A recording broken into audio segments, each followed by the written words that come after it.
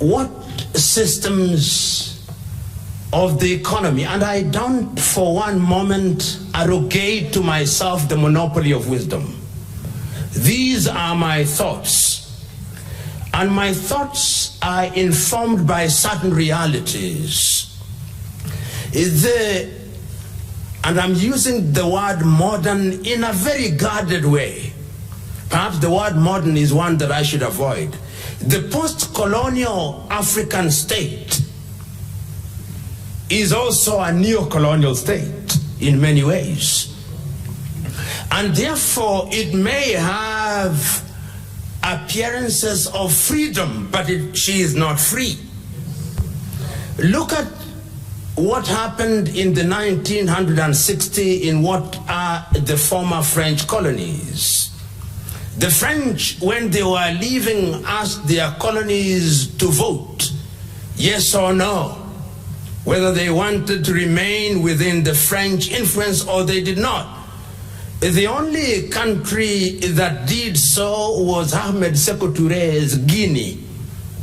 And the other one which nearly did so was Mali with Modibo Keïta, whom you students should know.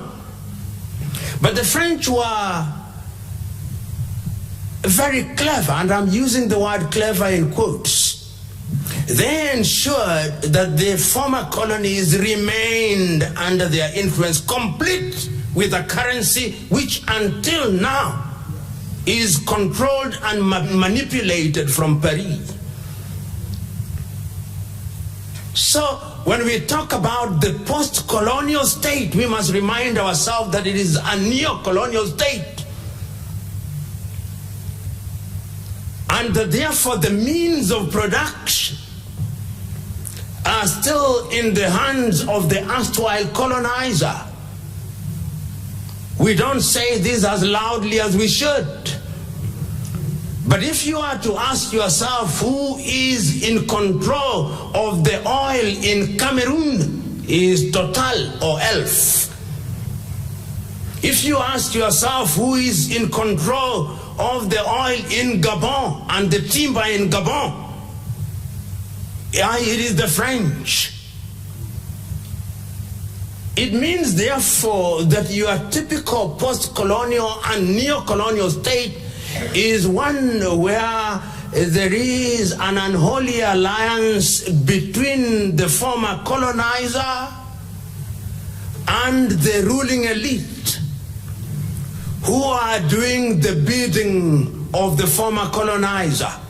And those who are in the business of using beautiful language once said that once you are a puppeteer, you need not worry. Once you are a puppeteer, you need not worry what the puppet will do. You can predict. You can predict. And I think that I'm simply talking about France for the moment, because France's role in her nation, in her former colony, is the most pernicious today. One can talk about Portugal. If you talk about the former Portuguese colonies in Africa of Angola, Mozambique, Cape Verde, you will discover that the presence of Portuguese companies and Portuguese capital is alive and well. And you only need to recruit the people at the very top, and you need not worry about the individuals at the bottom, because, you know, as one person once said, the colonial master was very clever in a devilish way. They gave the Africans the crown, but remained with the jewels of the crown. So that in many ways you have African governments where you have black faces as heads of state, but the industries are still controlled from elsewhere.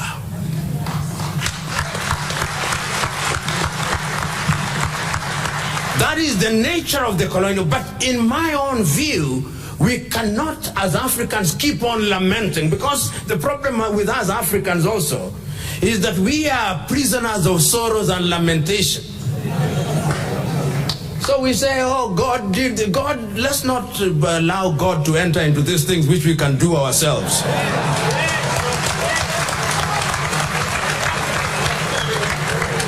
God is very busy with very serious issues upstairs. He has given us minds and hearts, and we had better use them, because the divine instruction is to go and subdue the world. On our part, we have allowed the world to subdue us.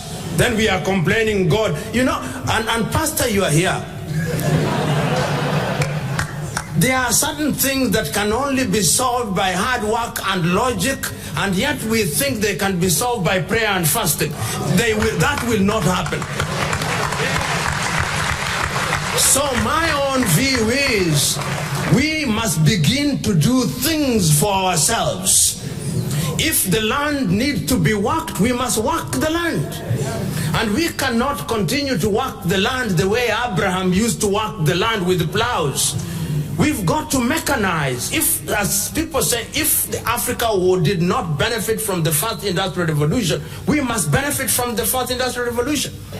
And you know, in these matters, these very serious matters, nobody invites you. You invite yourself to the dinner table. And you get crushed the dinner table. So that you are noticed. You know, right now, many Africans, and I say this because we Africans, people are on top of the dinner table eating silent steak and caviar, and we are under the table fighting over crumbs. This is what is happening. When you see black on black violence, it is essentially, what are we fighting for? Crumbs. Crumbs. The real meal is on the table. That is where we should be. That is where the good. But you see the problem, when you are under the table, you cannot see what is on the table. You only see the bottom of the table. And therefore, the only thing you can see are the crumbs that have dropped. And I'm suggesting to us, particularly we in the political class, deliberate efforts must be made. I know that in many African countries, we suffered from certain historical advantages by dint of skewed systems of governance, particularly in the economic arena. Here in South Africa, you know that, and even the white people know and appreciate that going forward, it is completely untenable that a small population should have the majority of the land. They know. How then do you do it? Is it for a foreigner to come here and prescribe the solution? No, that would be arrogance. But it's for a foreigner to begin to persuade those who are in the eye of the storm that the sooner you are able to relinquish some of this land in an orderly and in a programmatic manner so that you do not disrupt commerce, the safer you are. Because let me tell you, a hungry and a poor man has no morals to tie him down. He cannot be asked to be orderly. Poverty makes him disorderly. Poverty makes him angry, and anger has no logic. Anger doesn't know what is on its path. If I've not eaten for 10 days and I see you holding cake and ale on 2 hands, oh, I will take them. I will take them even if it includes cutting your hand. I will take them. So in order to ensure that your hands are safe, you must invite me and say, there is cake here.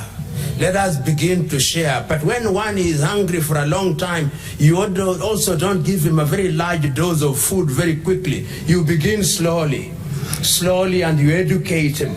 And I believe that that is what we must do in order to solve our problems. We were told by Ray Piri, look, listen, and desire. Let us look, let us listen, and desire to do the right thing for the general good. The last thing is, the last question, what kind of an economic system? When we were students at the university, and normally when you are students at the university, there is a sense in which, number one, you are a fire-breathing pseudo-revolutionary. First of all, you think that you have monopoly of knowledge and wisdom. And all of us suffer from what I call intellectual adolescence. And intellectual adolescence is fed very effectively by the slogans of Marxism, Leninism. Workers of the world, unite. You have nothing to lose but your chains. We said all those. And I remember when we were university students, we said that the human development has always been from primitive accumulation through to capitalism, through to socialism, and through to communism, where the state withers. And we live in Shangri-La, El Dorado, the land of gold. You and me know that that will not happen. You and me know that the real world is about cutthroat competition. You and me know that each society must have its own unique ways of doing things. You and me know that there is no one size fits all for all societies. You and me know that there are certain standards, certain things, irreducible minimums. One of them is that when we give people, men and women, opportunity to serve us, we want them to serve us. We want them to preside over our resources so that we have food on the table. We want them to serve us so that when we are sick, we have facilities where we can go in an affordable manner. We want them to use our taxes so that we can take our children to school and good quality education where we are taught the right thing. I remember yet another musician who was Fela Kuti of Nigeria, who used to say, "Teacher, don't teach us nonsense." So we want schools where we are not taught nonsense, where we are not told that David Livingstone discovered the Mosi Otunya Falls. No, he was the first Scotsman to see the Mosi Otunya. There were people there who lived with them. In other words, we are saying each society, and the beauty of Africa now, even here in South Africa, you will always have problems. Pastor, let me tell you a short story as I answer this question. I listened to a sermon, and in this sermon the story is told of this unsettled soul. This unsettled soul was moving from church to church looking for the perfect church, and he went to many churches until he met a pastor who told him, "I'm told you are looking for the perfect church. You can never find it because you yourself are so imperfect that whenever you enter into any church, it becomes imperfect." And the moral of my story is that each society has its own problems, and civilization, in my view, means the ability to work within your society with its strengths and weaknesses is in a manner that is for the general good. Is South Africa moving in that direction? Perhaps not as fast as we want, because we are impatient. But we must also remind ourselves that even in an era of perfection, there will always be those who seek to disrupt. The first coup attempt was in heaven. The first coup attempt, it didn't succeed. And the perpetrators of the coup were actually expelled, and they live with us, and they are very strong and dangerous. It's Satan and his host. And I'm using this rather melodramatically for me to demonstrate that if it could happen in the abode of perfection, how much more here? How much more here? But the truth is, be told, it can be done. And I'm saying, therefore, that in many African societies, we are now beginning to realize that capitalism in its classical sense may not be suitable. A friend of mine from Ghana, who is a traditional ruler, has written a book called African Tradition in Good Governance, the Ghanaian Paradigm, Professor Nana Kobinan-Kessie at the University of Cape Coast. And he's trying to say that African societies must now begin to understand how you deal with traditional governance systems in the face of what are current, I don't want to call them modern, but a mix of Western and current practices. How do you deal with them? South Africa has tried to deal with them with the kingdoms. Do you accommodate the kingdoms because they are valid? People respect them. You go to Ghana, you find that they are kingdoms. You go to Nigeria, you find they are kingdoms. And they fit within that arena. But the most important thing, history has demonstrated this time and time again.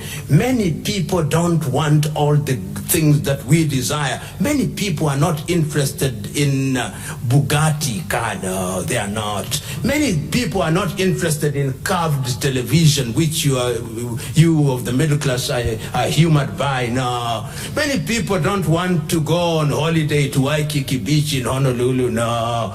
Many people just want good food on the table, not meat on a daily basis, not vegetables on a daily basis, a balanced diet. Many people don't want mansions. Many people just need decent housing. Many people just want good roads. Many people just want some change in their pocket so that they can live decently. And I think the countries that have got it right in this regard are the Scandinavian countries. Largely, I'm not saying they are perfect, but look at Norway. Their sovereign fund, as I speak now, is $1 trillion. In other words, notionally, every Norwegian child that is born and will be born in the next 10 years, even those whose parents have not gotten married, notionally, they have in their bank account something in excess of $100,000. Even those who have not been born. That is how you use your resources. But in many African countries, even those whose parents have not been born are in debt.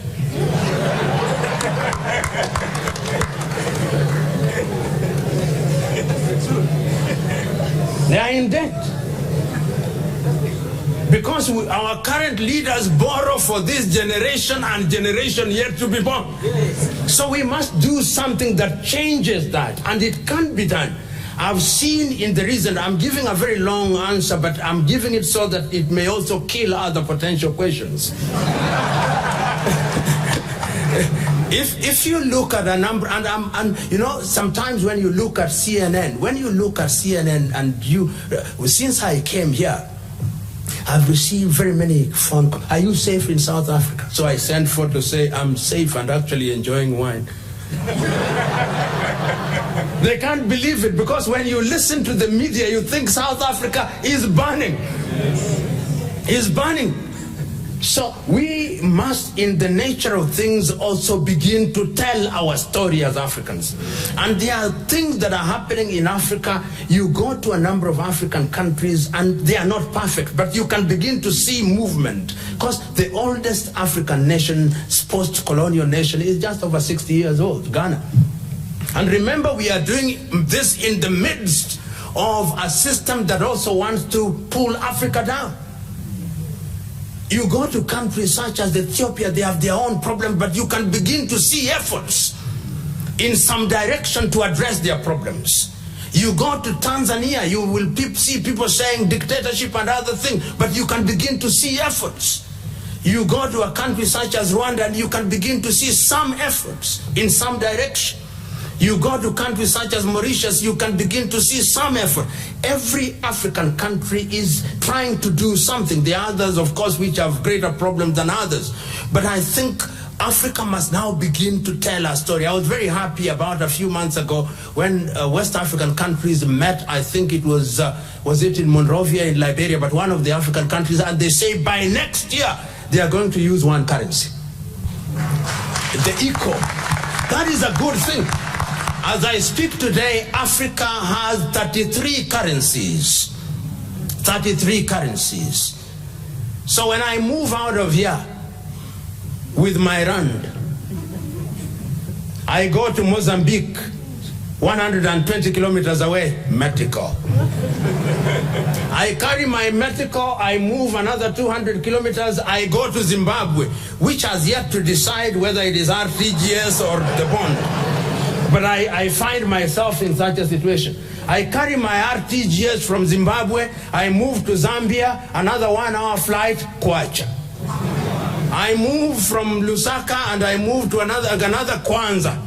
So, and all these currencies are, when we talk of hard currency, there is not a single African currency that is hard. The opposite of hard is soft. So all our currencies are soft currencies. In other words, beyond our boundaries, they are mere paper. So I hold the view, and you young people who are present here, you must begin to stop thinking like us. Stop thinking like some of the people in your generation. You've got to think differently. You know, China, I listened to the Chinese about a year ago when their leaders, 6,000 of them, gathered in Beijing, and they don't smile and they don't speak in very high tones.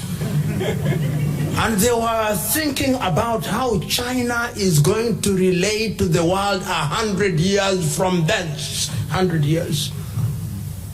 Some of you read the Bible a little bit too literally.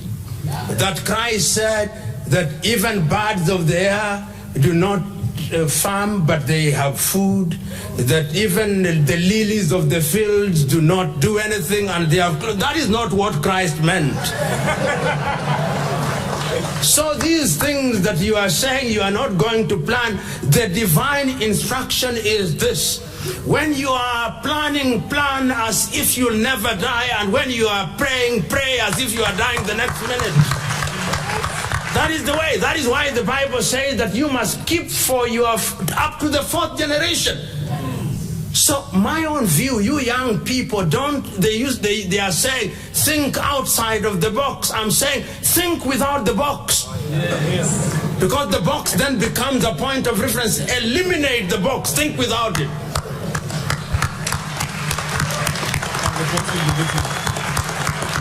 They are saying the sky is the limit. Which sky? The sky of the earth? Forget about the sky. Think about the galaxies. They are saying wait and heat the iron while it is hot. No, heat the iron so that it becomes hot. In other words, I hold the view. And I do not know, but I want to use this analogy found in the Bible because it's very powerful, and you don't have to be a believer. But for those who are believers, you will see it a lot more powerfully than anybody else. And there are two of them. One is to be found in the book of Daniel at chapter 3. And in the book of Daniel at chapter 3, there are 3 young men, Hananiah, Azariah, and Mishael, who are named Shadrach, Meshach, and Abednego. And what happens is that there is a king called Nebuchadnezzar, and Nebuchadnezzar makes a statue 6 cubits wide, 6 cubits tall, and says everybody must worship it. And they say we are not going to worship it. And they say our Lord will save us, but even if he does not. And I find that powerful. Belief in oneself.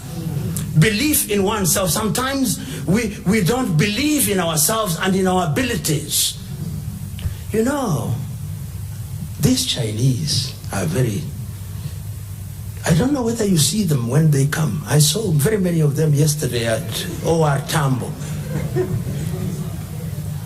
They know what, even when they are walking, you know they know what they are looking for. And when you know what you are looking for, you are likely to get it. So let us learn from other civilizations. And we don't pick their weaknesses, but pick their strengths. That is, to me, the most important thing. Learn from the Chinese, learn from the whites, learn from the Koreans, learn from all each one of us, because God is a God of diversity. And each one of us has our strengths, black, yellow, white, and all those things. And I think we can make it. And we are going to make it. And people like Ray Peary here are telling us that we can make it. None of you here hold the order of Ikamanga. And he did. There is a great, and this is what I conclude with, a great African, whom you must all know. If you did not know him, go and Google about him. He was from Guinea-Bissau. He was called Amilcar Cabral. When he was fighting in the bushes, his name is Nom de Guerre.